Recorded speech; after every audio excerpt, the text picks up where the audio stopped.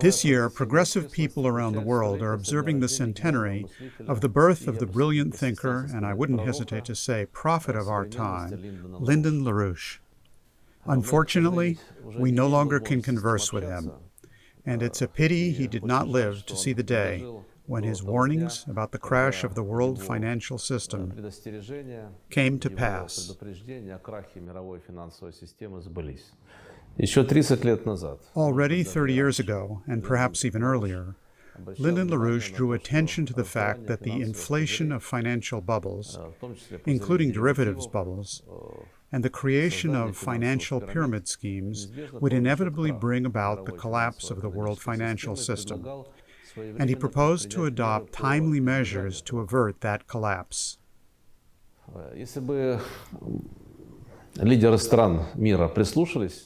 the leaders of the world's nations had listened to the voice of Lyndon LaRouche, then perhaps we might have managed to avoid the social upheavals we confront today as a result of the collapse of the world financial and economic system, which is based on unlimited emission of the dollar and other Western reserve currencies.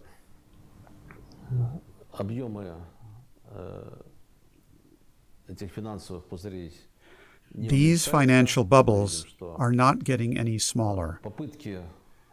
We have seen that attempts to clean them up end in the inflation of new bubbles. Even the crash of 2008, which erased tens of trillions of dollars of people's savings,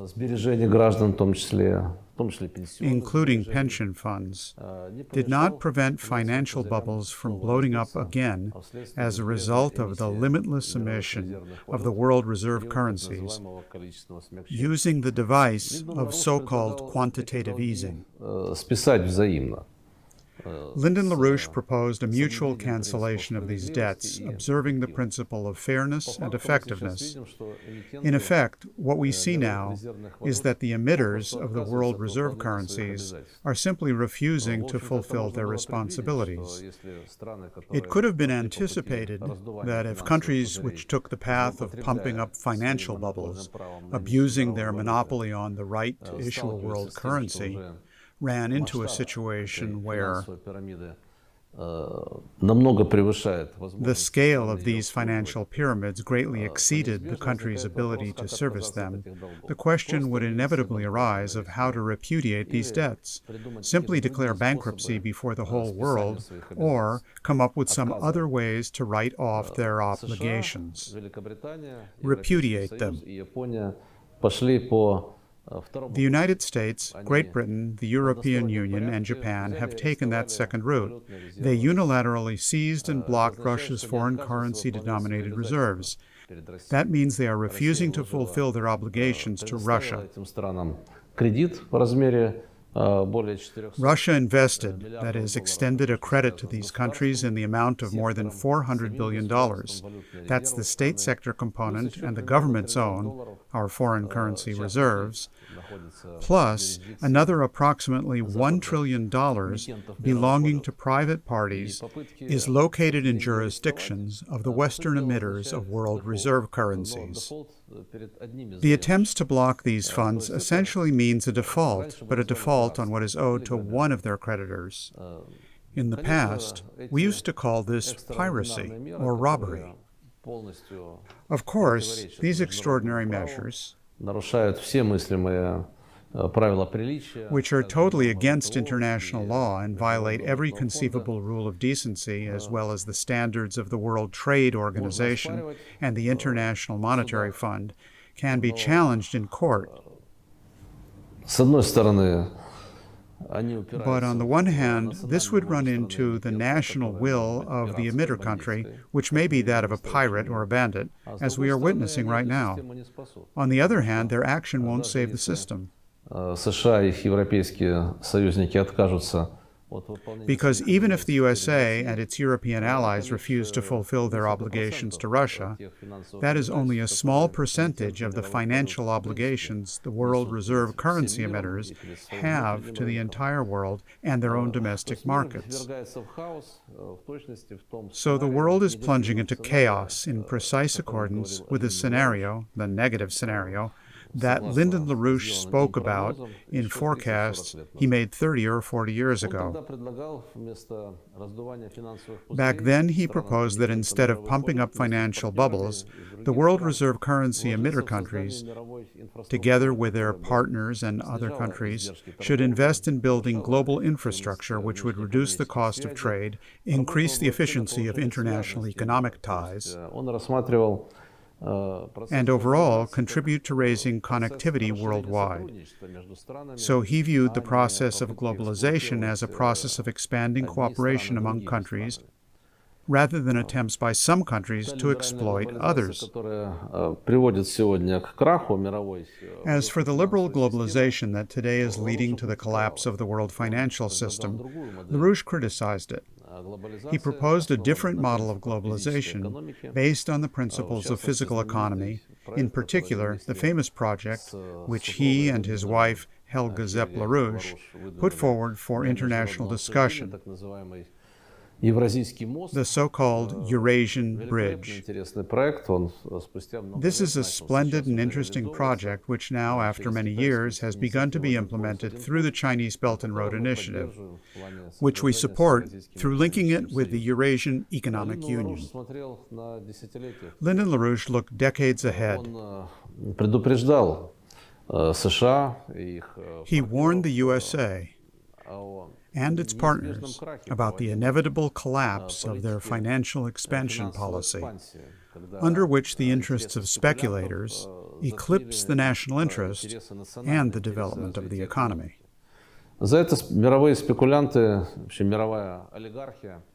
The global speculators and world oligarchy, which are parasites on the monetary emission of world currencies, greatly disliked LaRouche for this. He was persecuted and faced with imprisonment. He ran for the U.S. presidency several times, and if Lyndon LaRouche had been elected president, the world today would be developing in a stable fashion. There would not be the growing chaos, there would not be the worldwide wars and provocations which the global oligarchy does in order to write off its debts. There's a Russian proverb, war writes everything off. In order to write off its debts to Russia as well as to Europe, Washington provoked the war in Ukraine and continues to deepen the confrontation. Things have reached the point where Washington's agents of influence are shelling a nuclear power plant to raise the temperature of the conflict and create the basis for a clash between Russia and all of NATO. NATO aggression against Russia. The present nightmarish moment, with the breakdown of the entire system of international law and of international cooperation, the collapse of the financial system, could have been avoided if the Democratic Party organization had supported LaRouche as their presidential candidate many years ago. But unfortunately, history does not recognize the subjunctive mood. Or, as we tend to put it, no one is a prophet in his own country. LaRouche's voice was heard very well. We remember him. In practically all the major countries in the world that today are developing successfully, above all India and China, there are partisans of LaRouche. They have used his thoughts and ideas for creating their economic miracles. It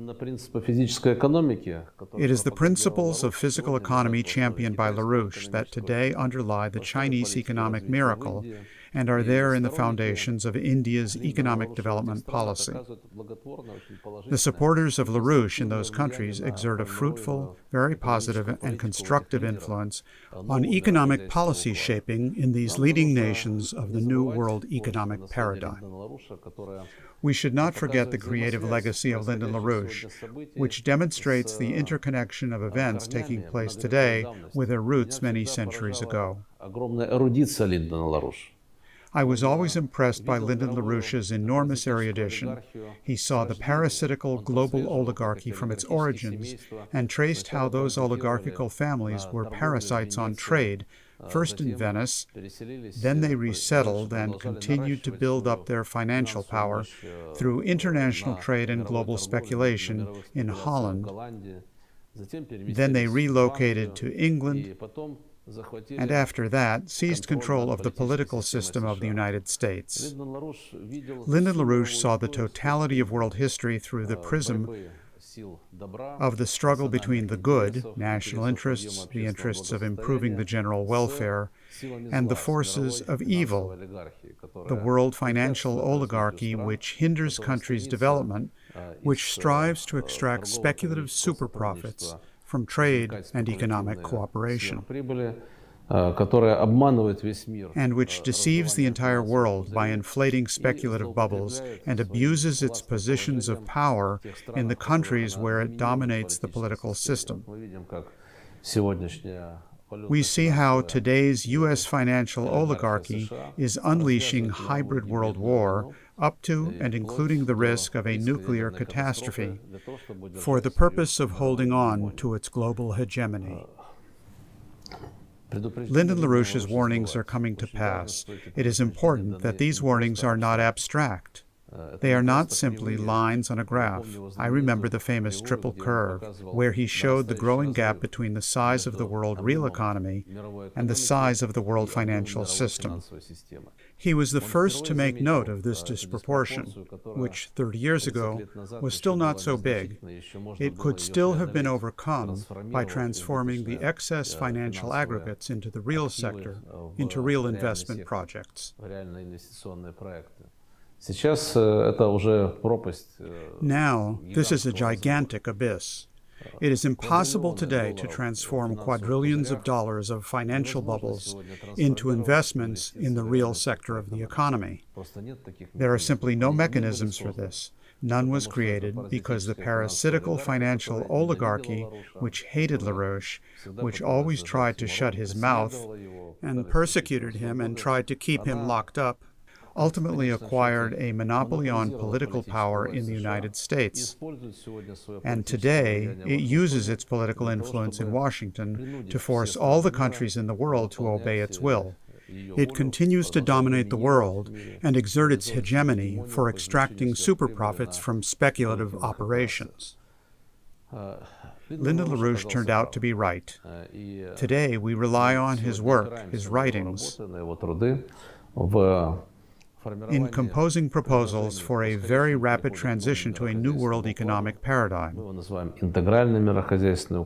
We call it an integrated world economic model in which finance capital will be subordinated to the tasks of developing the economy and in which the principles of physical economy will come to fruition. As we can see, countries that are taking this path are enjoying success. There is no doubt that the ruling American financial oligarchy is losing the hybrid world war, which they have started against all mankind. It's only regrettable that the price that has to be paid for this will be very high. That includes the lives being lost as a result of the war that the American and European financial oligarchy organized against Russia on the territory of Ukraine. We have to muster all our forces to fight that evil, and the creative legacy of Lyndon LaRouche helps in this.